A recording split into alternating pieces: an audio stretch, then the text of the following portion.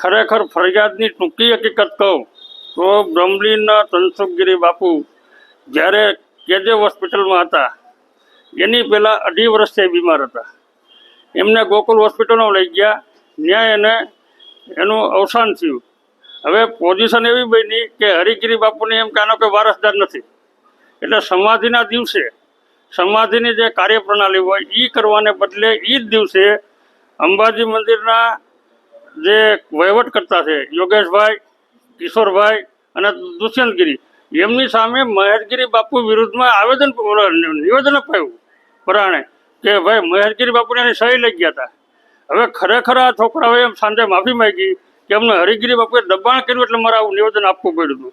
હવે અત્યારે જે જગ્યાનો વિવાદ ચાલે છે સાધુ સંતો વચ્ચે, હવે ત્યાં હરિગીરી બાપુને એવી કોઈ સત્તા નથી કાયદેસર કે ત્યાં પ્રેમગીરી બાપુને બેસાડી શકે. શું કામ? મને આ બાપુ મહંત હતા, એ અમારા કુટુંબના હતા એ તો નહીં, પણ એના કાયદાના વારસદાર છે ને અમારે માલિકીની જગ્યા છે, કોઈ સાર્વજનિક જગ્યા નથી કે કોઈ સરકારે ફાળવેલી જગ્યા નથી. અમારે માલિકીની જગ્યા છે. નવાબ વખતથી 1938 પહેલાંનો અમારો કબજો છે. એ દસ્તાવેજ મેં ફરિયાદ સાથે રજૂ કર્યા છે. અને હરિગીરી બાપુને આવી ગેરકાયદાની પ્રવૃત્તિ સામે પ્રેમગીરી બાપુ છે એના વિશે પણ પેપરની અંદર જે સૃષ્ટિ વિરુદ્ધના કૃત્યોમાં પોતે ફસાયેલો હોય આવા વ્યક્તિને ત્યાં મહંત તરીકે કે જગ્યામાં બેસાડી આખા સનાતન ધર્મને લાંછન પહોંચાડવાનું કાર્ય જે થાય છે એની અમે સરકાર યોગ્ય પગલાં લઈએ એ માટે ફરિયાદ કરવા આવ્યા. અત્યારે ફરિયાદ કઈ રીતે દાખલ થઈ છે?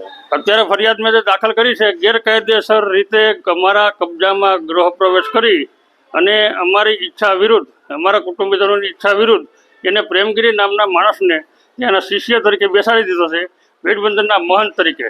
પણ ત્યાં એ કોઈ અમારી સાર્વજનિક જગ્યા નથી, કોઈ સરકાર હસ્તકની અમારી જગ્યા છે, અમારી માલિકીની છે.